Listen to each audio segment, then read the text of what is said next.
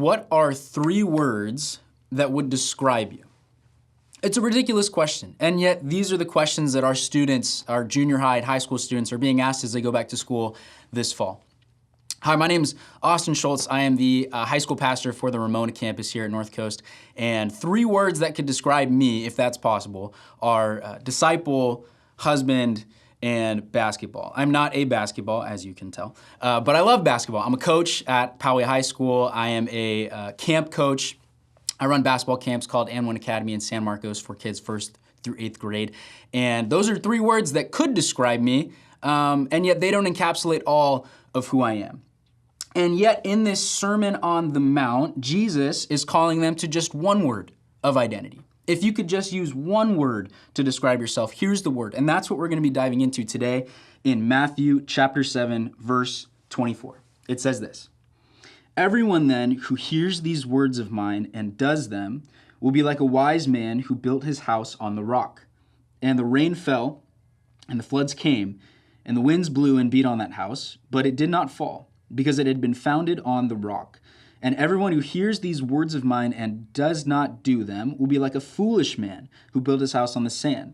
And the rain fell, and the floods came, and the winds blew and beat against that house, and it fell, and great was the fall of it." This is what it's all been building to, the whole Sermon on the Mount. If you could just take it home, package it up, land the plane, what is it? And this is what it is. There's 2 foundations, and there's 2 kinds of people. One of them builds on the rock, and the other one builds on the sand. And you can see how that went for the guy on the sand. The storm comes in the same way, and yet only one of the houses stood. What's the difference? One of them built their life, built their house on something that was worth being built upon, and the other one didn't.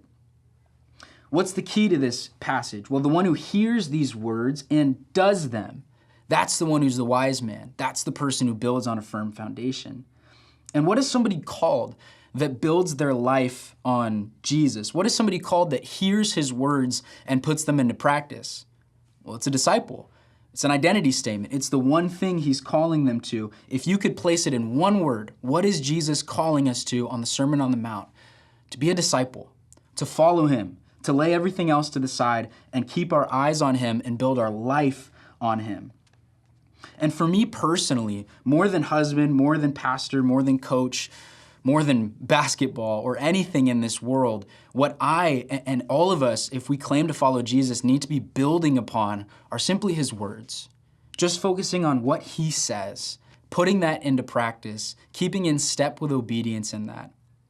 And we can be sure that if disciple comes first, if disciple is the first word in our 3 words of identity statement, then we can be sure that when the rain comes, and it will come, and when the winds blow and the winds beat against that house, that it won't fall. There won't be a great crash because we've built upon something that was meant to be built upon.